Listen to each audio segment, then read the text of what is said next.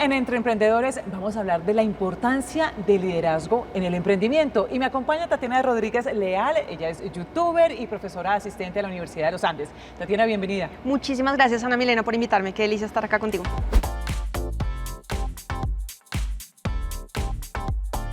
Tatiana, uno diría el liderazgo en emprendimiento, Sí. ¿eso para qué? Súper importante, porque una cosa que pasa muchas veces con los emprendimientos es que empiezan chiquitos. Entonces uno dice, pero pues liderazgo de quién o de qué, ¿cierto? Sobre todo cuando estamos chiquitos. Y he visto muchos emprendimientos que de pronto explotan, se crecen y me dicen, ¿qué hacemos con la cultura organizacional? ¿Qué hacemos con la gente? ¿Cómo lideramos esto? Muchos emprendedores se meten al emprendimiento porque no les gusta tener jefe, tener la estructura organizacional, pero si les va bien, les va a pasar. Entonces necesitamos pensar en el liderazgo desde el principio, cuando estoy solo como emprendedor, pensándome en mi negocio, haciendo el blueprint, el Canva y el liderazgo, por dónde va la cosa. Hay que pensarlo muy rápido. ¿Y es posible o hay alguna estrategia, mecanismo para que un emprendedor se dé cuenta si es líder y le queda solamente faltando desarrollar más esas habilidades, o si no es nada líder y tiene que hacer un trabajo distinto? ¿Cómo se hace eso? Yo diría que más que ser líder o no ser líder, todos, tú, yo, tenemos que ejercer el liderazgo. Lo ejercemos en diferentes cosas. Imagínate tú en la junta de tu edificio, cuando estás negociándote si el perro sube o no por las escaleras. En todo caso, quieres ejercer tu liderazgo para adelantar tu agenda. Todos tenemos que trabajar en nuestro liderazgo. ¿Cómo sabemos si tenemos o no las habilidades? Sí, hay gente que le fluye, pero todos tenemos que empezar desde el liderazgo de nosotros mismos, el autodominio. ¿Qué quiero hacer con mi vida? ¿Qué quiero hacer con mi proyecto de vida? Entonces, conocerse a uno mismo es un primer paso. Lo que tú dices, ¿cómo sé si soy líder o no? Pues, ¿qué habilidades tengo que me facilitan tener influencia, que me facilitan llegar a otras personas, inspirarlas y a mí mismo, y qué habilidades no tengo? Entonces yo diría partir del autoconocimiento. No hay una herramienta mágica que te dice eres líder o no eres líder, pero todos tenemos que ejercerlo y podemos ir creciendo empezando por nosotros mismos y sabiendo qué características de nuestra personalidad nos facilitan o no y empezar a trabajar en las que no. ¿Y cuáles son esas habilidades que te definen como líder? Sí, muy buena pregunta. Mira, por ejemplo, se ha visto que la extroversión te lleva más rápido a cargos de liderazgo, pero no necesariamente los extrovertidos son los mejores líderes sostenidos en el tiempo. Las personas que son, por ejemplo, introvertidas son muy buenos después para hacer follow-up, para manejar a la gente, etc. Pero si tú me dices unas características que definan al líder, tenemos que tener la genuina curiosidad por el otro, en qué está, qué le importa, qué le interesa, la genuina curiosidad sobre nosotros mismos, cuál es nuestro proyecto de vida, etcétera. La escucha, tenemos que saber escuchar al otro. Muchas veces uno cree que el líder es el que habla y habla y habla, y sí, uno tiene que desarrollar muy buenas habilidades de hablar en público y inspirar a través de la comunicación, pero también tenemos que saber escuchar. Otra característica del líder esencial es la humildad. Esta es un poquito paradójica, porque la gente humilde muchas veces no sabe cómo presentarse a los otros para llegar a cargos de liderazgo. Entonces los que llegan son los que cacarean, ¿cierto? No necesariamente los humildes y no necesariamente los que más saben o mejores habilidades tienen para el liderazgo. Pero si tú ya quieres ser líder de alto nivel, nivel 5, hay un señor que se llama Jim Collins, por ejemplo, que dice tenemos que ser humildes porque tenemos que darnos cuenta qué sabemos, qué no sabemos. Tenemos que darnos cuenta cómo nuestro equipo y nuestros colaboradores pueden contribuir a lo que estamos haciendo. Entonces ahí te he dado algunas. Y eso trasladado al emprendimiento, ¿cómo lo podemos ver? Con ejemplos. ¿En dónde el liderazgo se hace fundamental en el emprendimiento? ¿En qué momento? Mira, desde que empezamos a emprender, estamos creando hábitos y rutinas sobre cómo hacemos el trabajo, cómo se hacen las cosas en esta organización. Desde cómo el emprendedor solo, a qué horas se levanta, a qué horas trabaja, cómo delega cuando le toca delegar, cómo habla con inversionistas. Entonces todo esto empieza a generar rutinas y hábitos que después se van a transferir a la cultura de la organización. Entonces, si somos más claros, más explícitos y más intencionales con esos hábitos, cuáles son los que queremos sostener y cuáles son los que podrían ser un problema, porque todo eso se va a traducir a la cultura. Entonces, por ejemplo, si yo soy malo para delegar o soy malo para comunicar mis ideas, para decirle a la gente qué espero de ellos, para contar el cuento, esos vicios o digamos esas cosas que no son tan óptimas para el negocio, las voy a llevar a que se transfieran a la gente, porque el líder marca la pauta y el emprendedor que eventualmente tendrá que decidir si se vuelve el CEO o no, porque muchos emprendedores creen que entonces van a ser el CEO de su negocio toda la vida.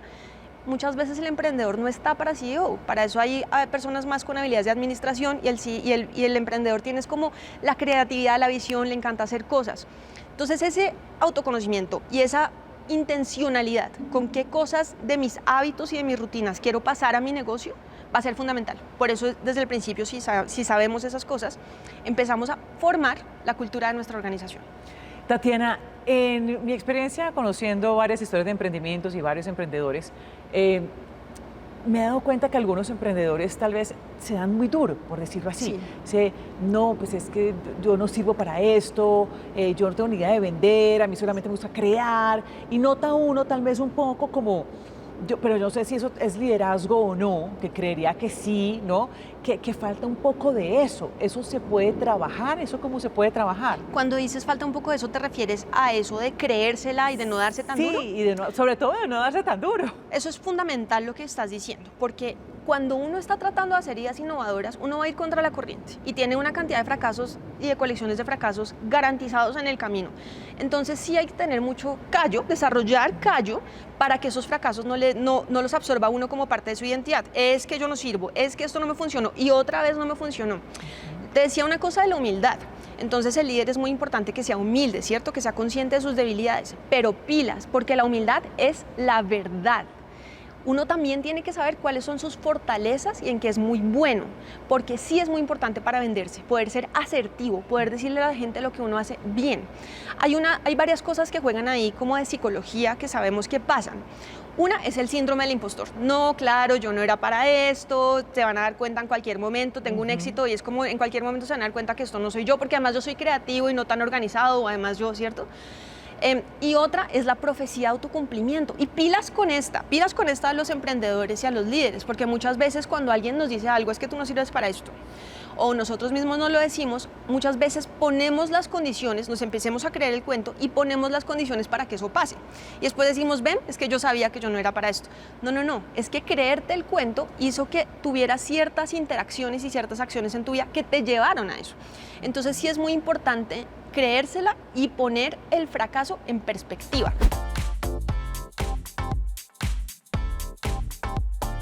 Hay un poema de Rudyard Kipling que me encanta porque dice, hay que ser escéptico con el triunfo y con el fracaso. Los dos son unos impostores. Cuando me va muy bien, pilas, aterrizadito, ¿cierto? Cuando me va muy mal, no te la creas tanto, es parte del proceso. Darnos duro, nos tenemos que dar duro. Creernos el cuento, no, porque nos lleva a la pusilanimidad. Y cualquier emprendedor quiere cambiar el mundo. Y para eso se necesita magnanimidad, aspirar a la grandeza, sin pena, sin pena. A propósito del tema de los fracasos, ¿cuál es la mejor forma de combatir esa sensación de yo no sirvo para esto? Porque apenas surge el fracaso, hablando de emprendimiento como tal, sí, pues yo ya definitivamente mejor no soy emprendedor y tal vez vuelvo y me empleo. No quiere decir que emplearse sea malo. Hay gente que le funciona más emplearse que ser emprendedora, ¿no? Sí. Depende mucho también de las características del emprendedor y hasta dónde esté dispuesto a dar, a sacrificar, porque también lo hemos conversado en varias ocasiones con los emprendedores, los sueldos son distintos. No, yo como empleado me podría ganar mucho más, pero quiero ser emprendedor, me voy a ganar menos. Pero llega el fracaso y derrumba todas esas ideas así, de una. ¿Cómo se lucha con eso? A ver, yo creo que no está mal además tener estos ciclos en que soy emprendedor y de pronto en algún momento tengo que emplearme porque tengo que volver como a capitalizar y ver de dónde pues tengo una familia que sostener o tengo cosas. Otra vez el autoconocimiento. ¿Cuál es mi propósito? ¿Qué es en lo que verdaderamente soy bueno? ¿Qué es lo que sueño hacer? Y darme el lujo de tener ese sueño y de insistir. A mí me parece que si nosotros vemos la historia de emprendedores que han verdaderamente cambiado el mundo, eso nos va a dar fuerza para decir, ellos pasaron igual por estos fracasos. Entonces no se refleja en mí, en lo que yo soy, sino que esos fracasos son parte del proceso. En todo caso hay que tener perspectiva y saber cuándo parar, porque hay un sesgo que se llama el escalamiento de compromiso y es, yo ya le invertí a esto, y ya le voy a invertir más para salvarlo, y después le voy a invertir más para salvarlo, y no sabemos cuándo parar. Entonces, sí pienso que tenemos que tener eso en perspectiva, y para eso nos sirve tener con quienes podemos tener conversaciones francas y cándidas que nos ayuden a poner en perspectiva en esto. Un emprendedor necesita un mentor.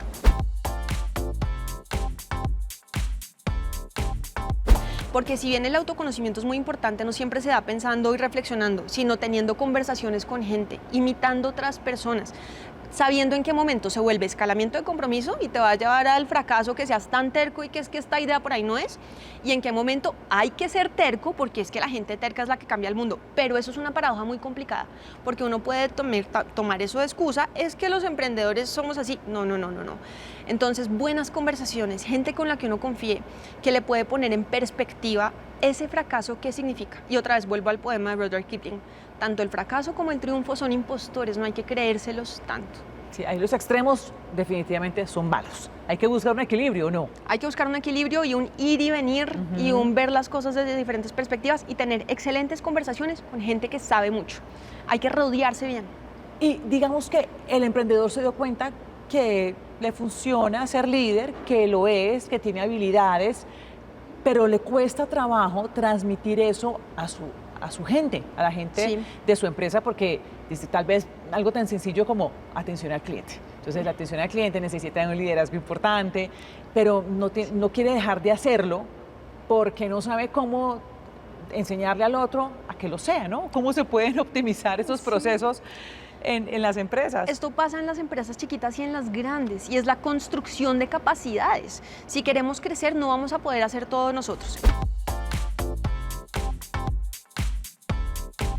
Entonces nos toca eso que nosotros hacemos muy bien y que además muchos clientes es bien, pero si es contigo. No, a mí no me mandes a otra persona. ¿Cómo transfiero yo ese conocimiento que yo tengo y esa habilidad que yo tengo a mi equipo?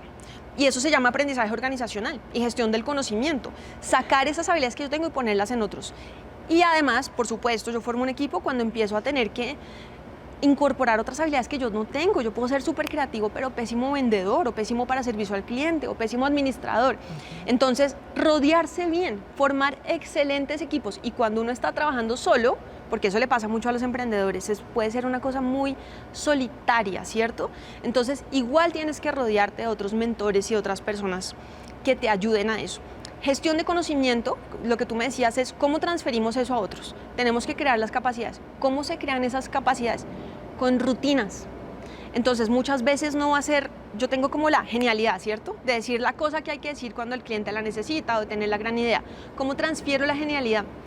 Toca empezar a volver eso explícito, esas cosas que para mí son tácitas, como monto bicicleta, pues porque yo sé montar en bicicleta, tratar de volverlo explícito y transferirlo a rutinas que los otros pueden repetir, y cosas que todos sabemos, que es que lo primero que hacemos con un cliente es que lo saludamos así, lo segundo es que planteamos el proyecto así.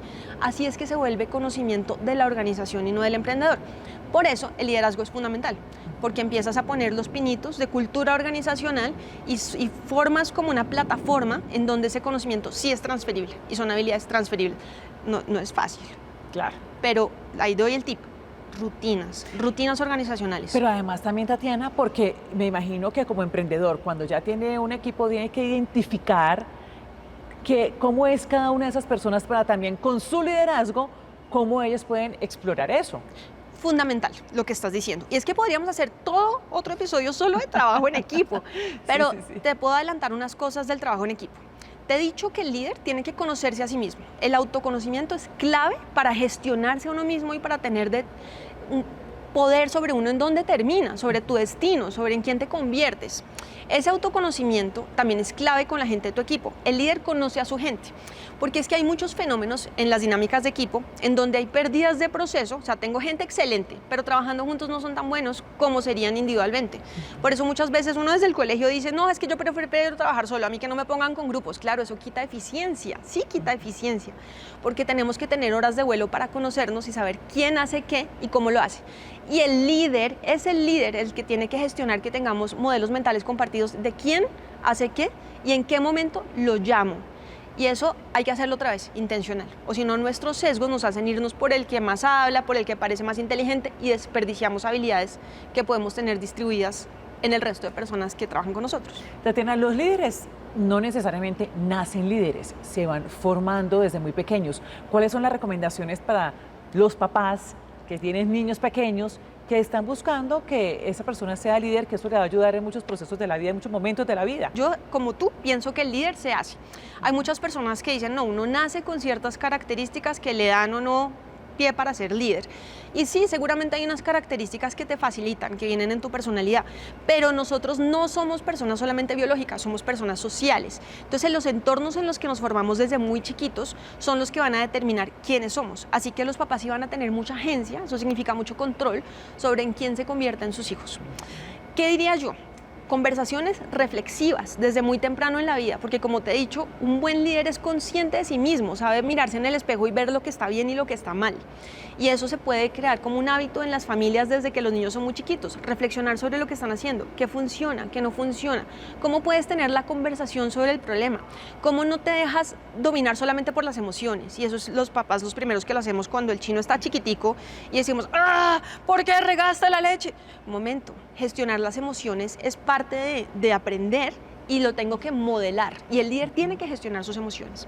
Entonces eso es una cosa que puede hacer. Y otra cosa que yo diría es exponerlo a oportunidades para que ejerza liderazgo desde muy chiquito.